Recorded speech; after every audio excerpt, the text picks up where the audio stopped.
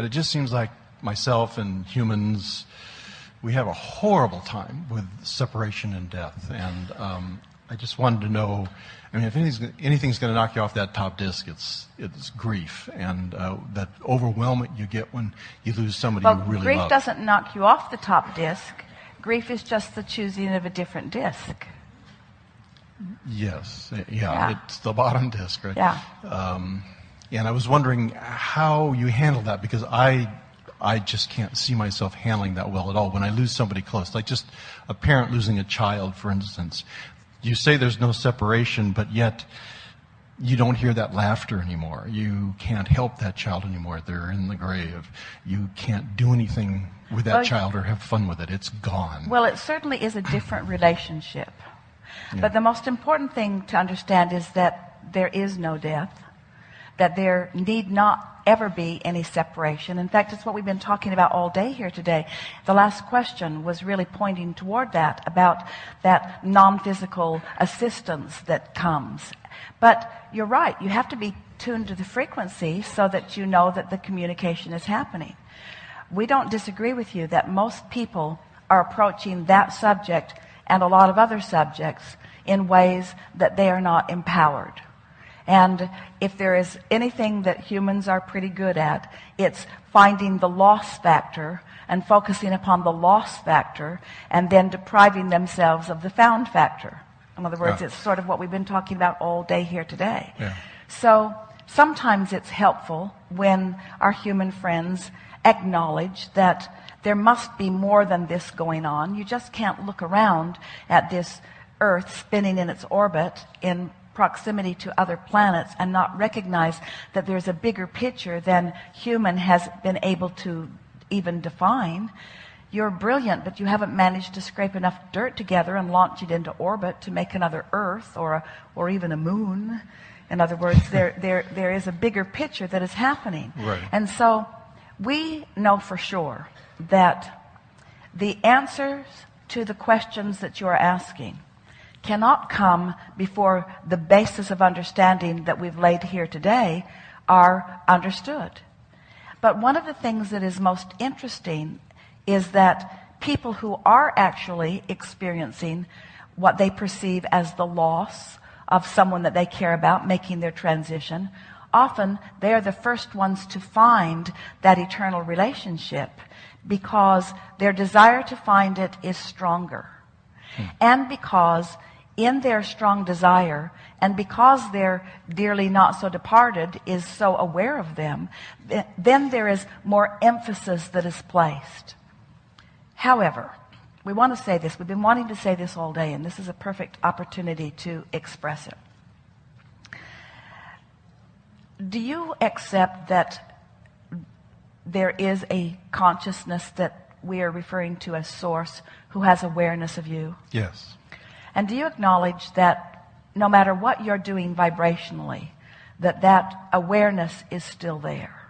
Yes, yeah, of course. And so, and are you accepting, or beginning to, for many people, accepting that it is your vibrational proximity to that consciousness that makes your awareness of it keen or scanty? Yes, so definitely. Since this non-physical source energy exists, and since this non-physical source energy is holding you, each and every one of you, as a constant, steady object of loving attention, don't you find it remarkable that more people aren't joyful, off the walls joyful more of the time?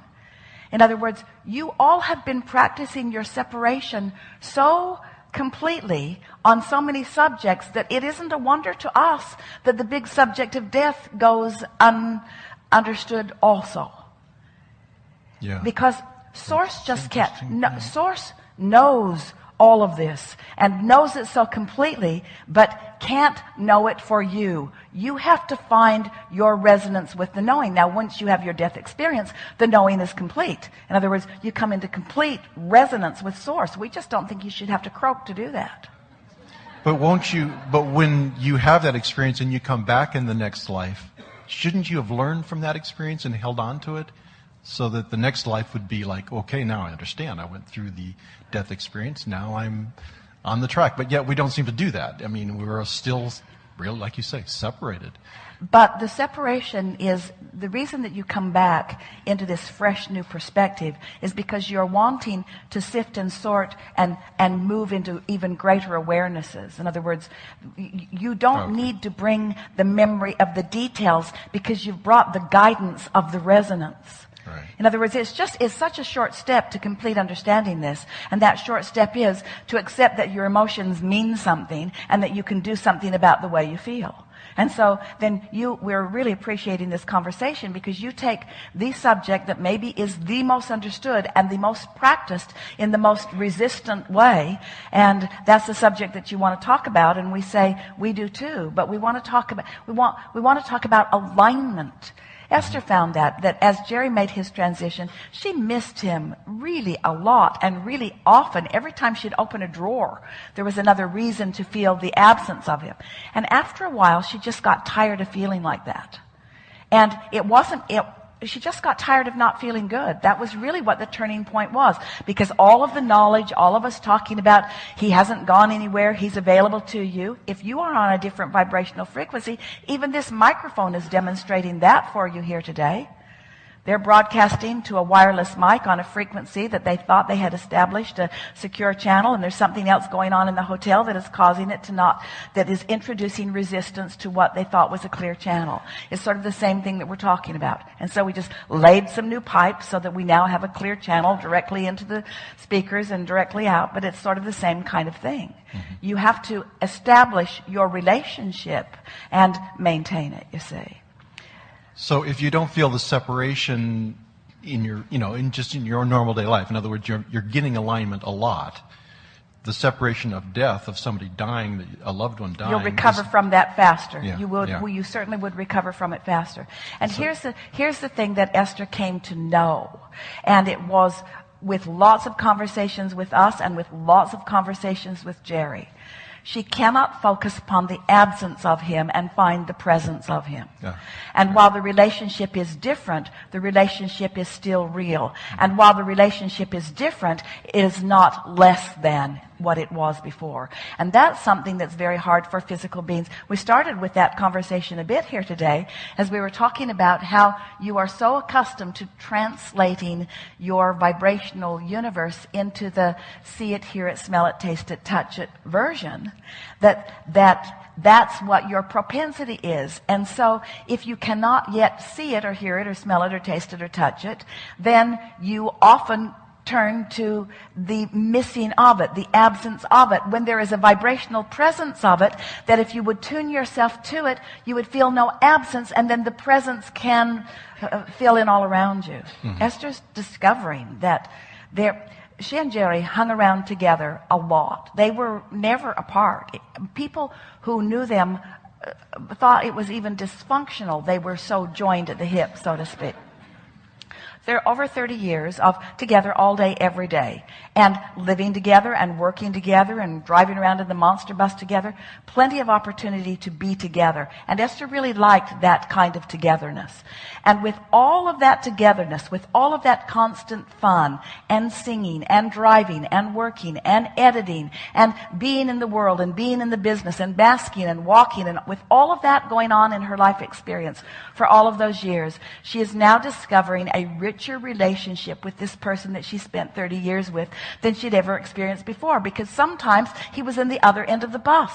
Sometimes he was working on his project while she was working on her project. Sometimes he was taking a walk there and she was taking a walk there. Sometimes he was on a telephone with that person and she was on a telephone with another person. In other words, as much as they were together, they were not combined, they were not united, they were not one in thought and focus. And now they are. Oh. Esther, the other day, she was talking to him in a restaurant. She had just sat down, and she was trying to decide what to eat. And she's always sort of leans toward the things that he always liked to eat, because she was always splitting the meal with him. And now she realizes she can eat anything that she pleases because she's not exactly splitting the meal with him. So she was playing with him about that. I think I'm going to go to In-N-Out Burger. How do you feel about that? Which he would have never wanted to go to In-N-Out Burger, ever, ever, ever, ever, ever. But he said to her, and it delighted her so as she heard it, because as they sat at the table, there were others at the table, and as they sat at the table, the person who sat them, there was an extra plate. It was like he did not hear. And people commented, well, that must be the seat for Jerry. And so Esther is playing with that in her mind. And Jerry said to her so clearly that she laughed right out loud, I will sit on your lap and I will eat from your plate. Well, that's funny. You just got to admit, that's funny. And that is Jerry's sense of humor. That is the way he was always playing. He has not gone anywhere. But Esther can prevent herself from feeling where he is if she chooses to focus in a way that disallows him. It really is her choice. That's the thing that we want all of our physical human friends to understand. You are the one who defines the gap between non-physical and physical, because there is no gap as far as we are concerned. We are always flowing to you and through you. And to the degree that you expect and then practice the vibration of, then you have the full receiving of. Now, does Jerry feel there's an adjustment there, obviously? Physical 1 minute, not physical the next. Does he feeling the same adjustment as he... Says you. Well, it says my experience, my limited experience, I guess. And you've died a few times? I haven't, no. We're just playing Not with that you, I know of. But it's a flawed premise that you're speaking from, because Yeah. when you reemerge into non-physical, you leave behind all resistance and you are immediately on that high-flying disc where your invincibility and your love and your appreciation are supreme. That's who you immediately are. And it is not unfamiliar to you because it's who you were before you were born, and it's who he often was while he was in this physical body. There's no major adjustment into non-physical. The adjustment is into the physical, where there are so many beating the drum of all of the things that you need to worry about, you see. Yeah, that's for sure. So he doesn't feel that what I would feel, as the way I was trained, I guess, or the way I'd learned to feel the grief for somebody leaving or dying. The person dying doesn't necessarily feel that way. They're person feeling who like, makes yay, the I'm out of here.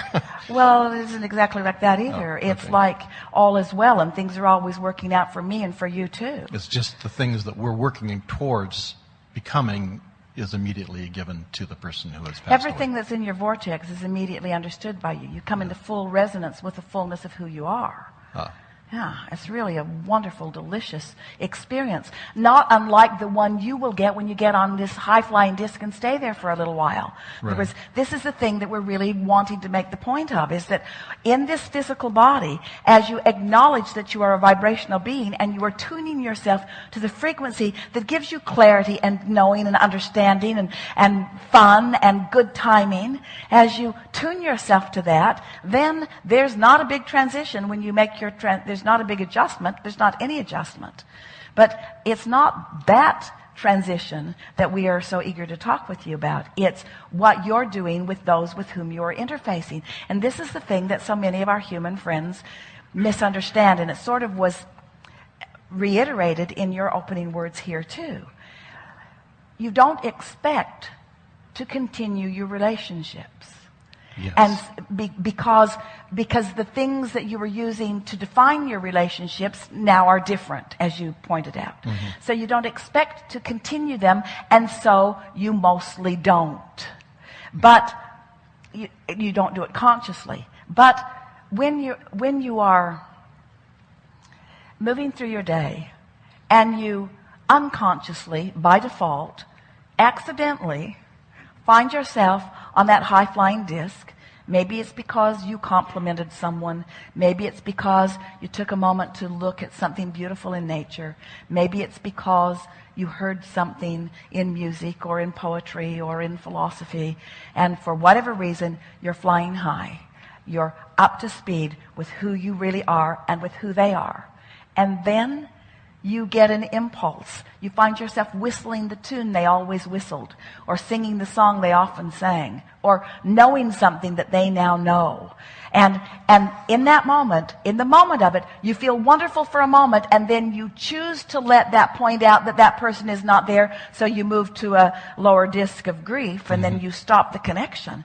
But once you get the hang of this, once you understand that the separation between physical and non-physical is completely imposed by those of you who are humanly focused, who are misunderstanding and spewing all kinds of flawed premises like the ones that you attempted here just now.